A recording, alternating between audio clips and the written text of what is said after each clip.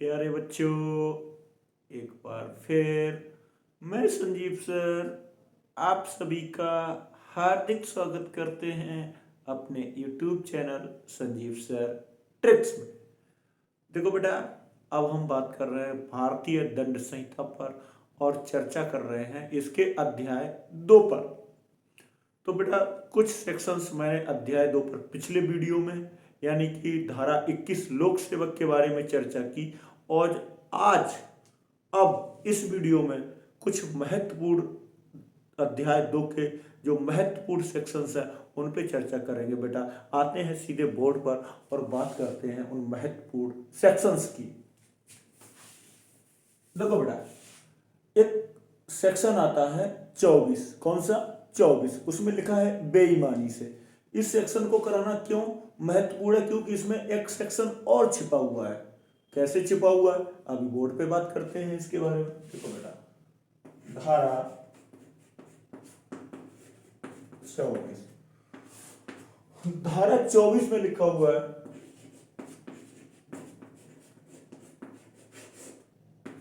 बेईमानी से। इंग्लिश में इसको कहते हैं बेटा डिसऑनेस्ट।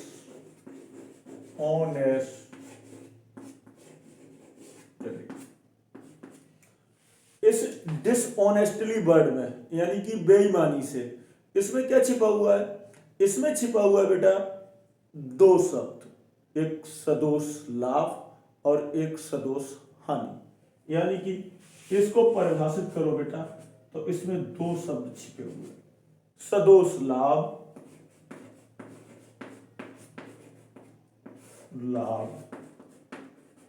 और सदोष हानि। शब्द से क्लियर है। सामान्य सहित कहीं न कहीं दोष है, इसमें सामान्य सहित कहीं न कहीं दोष है, यानी कि इसको इंग्लिश में लिखते हैं wrongful gain। गैन का मतलब बेटा लाभ से, और wrongful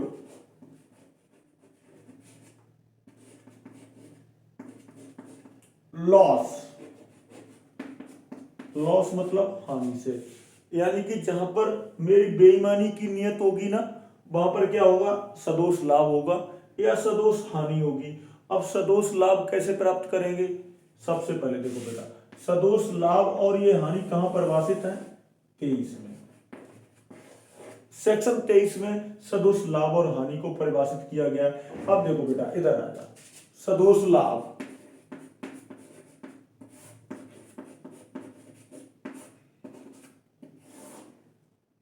किसी भी संपत्ति को इलीगल तरीके से, यानी कि विधि विरुद्ध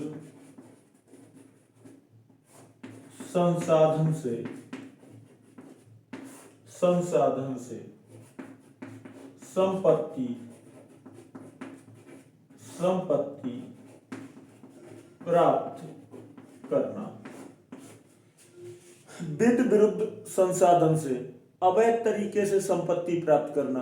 वो संपत्ति किसी और को मिलनी चाहिए थी, लेकिन हमने क्या किया? जैसे कोई एक जमीन है, वो जमीन का टुकड़ा किसी और का है, मैंने पैरेलल में फर्जी दस्तावेज तैयार किए और अल्टीमेटली वो दस्तावेज माननीय न्यायालय यानी कि उप जिलाधिकारी महोदय के यहाँ, रजिस्ट्रार महोदय के यहाँ लगा करके उनका प्रयोग करके और उस प्रॉपर्टी को अपने नाम करा लिया। तो बेटा फर्जी दस्तावेज, कूटकरण, बात समझ में आ गई? लाभ क्या है? सदोष लाभ है। तो मेरी नियत कैसी हो गई? बेईमानी वाली हो गई। अब सदोष हानि का मतलब भी सेम है कि कोई भी प्रॉपर्टी है, मैंने उसको डिस्ट्रॉय कर दिया, किसी और को मिलनी चाहिए थी लेकिन मैंने उसको नष्ट कर दिया। एक कोई व्हीकल खड़ा है, कोई वाहन खड़ा है, कोई ट्रक है, कोई बस है, मैंने उसमें आग लगा दी, किसी और की प्रॉपर्टी है, उसको उसके लाभ होना चाहिए था लेकिन उसको क्या हो गई? हानि हो गई। बात समझ में आ रही कि नहीं आ रही? तो बेटा देखो, सदोष लाभ सदोष हानि, यानी कि विधि विरुद्ध तरीके से, यानी कि बेईमानी से, यानी कि अवैध तरीके से संपत्ति का अर्जन। बात क्लियर हो गई? तो देखो बेटा, बेईमानी से में सदोष लाभ और सदोष हानि भी शामिल है, रोंगफुल गेन और रोंगफुल लॉस। बस तरीके तरीके गलत है, बात समझ में। अब देखो बेटा अगली धारा,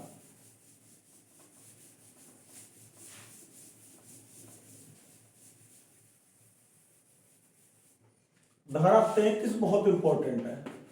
धारा 33, धारा 33 क्या कहती है बेटा? धारा 33 कहती है कार्य और लोभ। बोले सर ये क्या बात हो गई?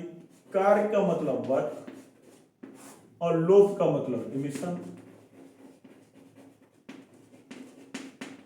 अब देखो बेटा, कार्य कौन सा करना है? लीगल। लीगल कार्य हमेशा करना है, वैध कार्य तो हमेशा ही करना है। और लोभ किसका करना है? इलीगल का।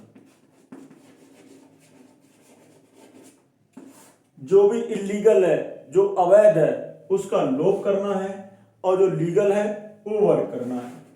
अपराध कैसे बन गया?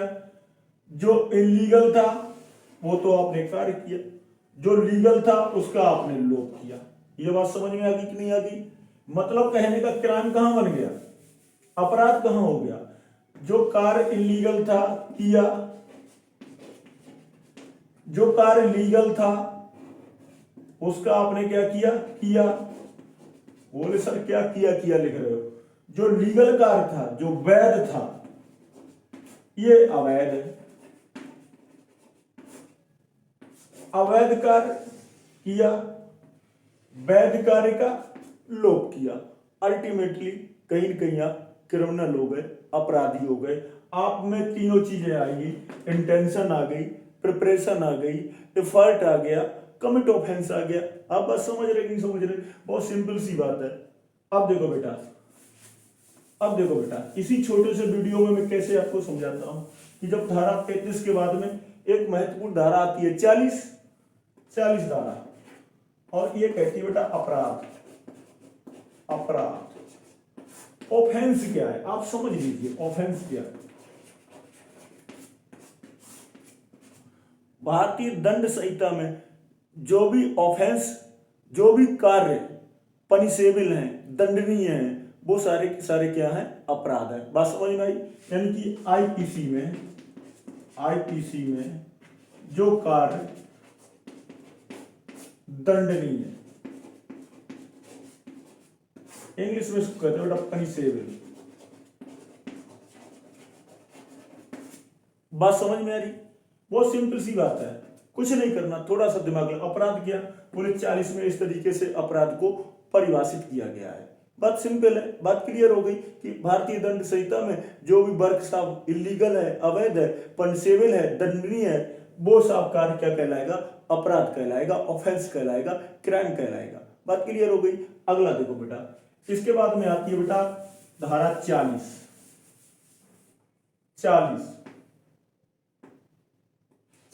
के बाद में 44 क्षति। देखो बेटा ये क्षति बहुत महत्वपूर्ण है, क्षति बहुत ही महत्वपूर्ण है। इसमें देखो बहुत सिंपल सी बात है। क्षति का मतलब मैंने इसमें एक शब्द बनाया, इससे क्वेश्चन आ सकता है। बोले क्षति कितने प्रकार की है? देखो बेटा क्षति भी 4 प्रकार की है। मैंने इसको लिख दिया सिंपल सी भाषा में, बॉडी का पोस्टमार्टम, बॉडी का PMR, इसे याद रहेगा। यानी कि कोई शरीर है, कोई बॉडी है, उसका मैं क्या करता हूं? Postmortem report. बोले बॉडी की जरा पोस्टमार्टम रिपोर्ट लाओ। बोले सर इसका क्षति से क्या संबंध है? इसका क्षति से संबंध है क्योंकि बेटा क्षति 4 प्रकार की है। मैंने इसका बॉडी के पोस्टमार्टम से कैसे बनाया? सबसे पहले तो बा से बॉडी, शरीर की क्षति बेटा। पी से मैंने क्या बनाया? प्रॉपर्टी। पी से बेटा क्या हो गया? प्रॉपर्टी, संपत्ति हो गई। अब देखो बेटा एम से क्या हो गया? माइंड। माइंड का मतलब दिमाग, यानी कि हम इसको मानसिक लिख देते हैं।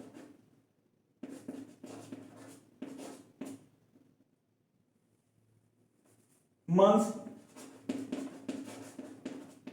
अब देखो बेटा आर से रेपुटेशन, रेपुटेशन, रेपुटेशन वर्ड का मतलब है प्रतिष्ठा। अगर कहीं क्वेश्चन आता है बोले भारतीय दंड संहिता के जो धारा 44 है उसमें क्षति दी गई है, तो बताइए क्षति कितने प्रकार की है। बोले क्षति बॉडी पोस्टमार्टम कर देना है, मतलब शरीर की क्षति हो गई, प्रॉपर्टी यानी कि संपत्ति की क्षति हो गई, मानसिक क्षति हो गई यानी कि माइंड की हो गई, और प्रतिष्ठा यानी कि रेपुटेशन, आर यानी कि प्रतिष्ठा, ये क्षतियां हो गई। आप लोग समझ गए, ये ट्रिक को क्लियर हो गया। तो ऐसा कुछ भी नहीं है कि बस एक सिंपल सी भाषा में समझो कि आपके दिमाग में ये रहेगा बोले सर ने बताया था बॉडी का पोस्टमार्टम करना है, बॉडी हो गई, समझ में आ रही बात कि नहीं आ रही। पी से बेटा क्या हो गई, प्रॉपर्टी हो गई, एम से माइंड हो गया, आर से रेपुटेशन हो गई। तो थोड़ा सा माइंड में सेट करेंगे, आसानी से चीजें याद हो जाएंगी। अगला देखो बेटा धारा 50। धारा 50 में धारा को परिभाषित किया गया है। देखो बेटा धारा 50, धारा 50, इसमें तो सब धारा को ही परिभाषित किया गया। बोले जो संख्या है ना, संख्या नंबर, यानी कि 1 से लेकर के 511 तक के जो नंबर है ना, उसमें जो भी लिखा हुआ है वो सेक्शन है। ये बात समझ में आई। धारा 50 में धारा को परिभाषित किया गया है कि 1 से लेकर के 511 तक के जो सेक्शन है, जो खंड है, उनको क्या बोल देंगे बेटा, धारा बोल देंगे। बात समझ में आ रही। अगला बेटा लास्ट है इसका, इसको बोलते हैं 52 का का या 52 का आ, 52 का ए बोल देंगे। और इसमें बेटा क्या है, संश्रय देना, संश्रय देना।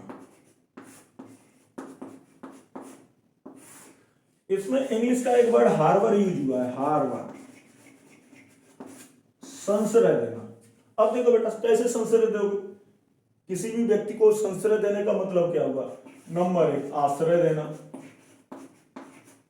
कोई अपराधी है, क्रिमिनल है, आपने उसको अपने घर में रखा, इसके बाद में खाना, फूड, इसके बाद में ट्रांसपोर्ट देना, कोई परिवहन वाहन व्हीकल। बात समझ में आ रही कि नहीं आ रही। आप उसको कोई आर्म्स एमुनेशन प्रोवाइड करा रहे हैं, आर्म्स एमुनेशन, आर्म्स एमुनेशन, आप उसको मनी दे रहे हैं। ये सारी चीजें संश्रय की परिभाषा में आप किसी व्यक्ति को क्या दे रहे हैं, आश्रय दे रहे हैं, खाना दे रहे हैं, अपने घर में रख रहे हैं, है ना, उसको अवैध कार्य कराने के लिए व्हीकल अवेलेबल करा रहे हैं, आर्म्स एमुनेशन अवेलेबल करा रहे हैं। तो जब भी कहीं शब्द आएगा संश्रय देना, इस शब्द का मतलब ये होगा कि किसी व्यक्ति को क्या क्या देना, ये देना। तो बेटा मैं आशा करता हूं कि आप लोगों को अध्याय 2 क्लियर हो गया होगा, समझ में आ गया होगा। तो महत्वपूर्ण जो मैंने धाराएं, जिन पर परिभाषाएं, जिन पर मैंने चर्चा की, तो अगले बेटा वीडियो जो मैं इसका अध्याय 3 है जो कि बेटा दंड के बारे में है, तो दंड पर चर्चा करेंगे। मात्र 5-5 मिनट या 10-10 मिनट के वीडियो हैं, एक बार आप देखते रहिए, आपको चीजें समझ में आ जाएंगी। इनमें कुछ ट्रिक्स भी हैं जिनको कि मैंने डालने का प्रयास किया। उसके बाद आपको आईपीसी बहुत ईजी लगेगी। इन शब्दों का मतलब समझने के बाद आईपीसी में कुछ नहीं है, लगभग सिंपल से वर्ड्स यूज करेंगे और धीरे धीरे करके 5 या 6 वीडियो में, ज्यादा से ज्यादा 7 वीडियो में, क्योंकि मेनली आपका अध्याय 16, अध्याय 17 जो कि शरीर से संबंधित अपराध और संपत्ति से संबंधित अपराध है, ये आपका 60% के करीब आईपीसी को कवर करता है। ये 2 अध्याय का एक वीडियो बनाएंगे तो 60% आपकी आईपीसी कवर हो जाएगी। बात समझ में आ रही बेटा। तो थैंक यू, कीप वॉचिंग। आप देखते रहिए छोटे छोटे वीडियो हमारे साथ, संजीव सर के साथ। यूट्यूब पर फ्री है, कोई टेंशन नहीं है, थोड़ा सा डाटा यूज कर लेना बेटा, मैं अभी अपलोड किए दे रहा हूँ। थैंक यू बेटा, thank you, keep watching, thank you.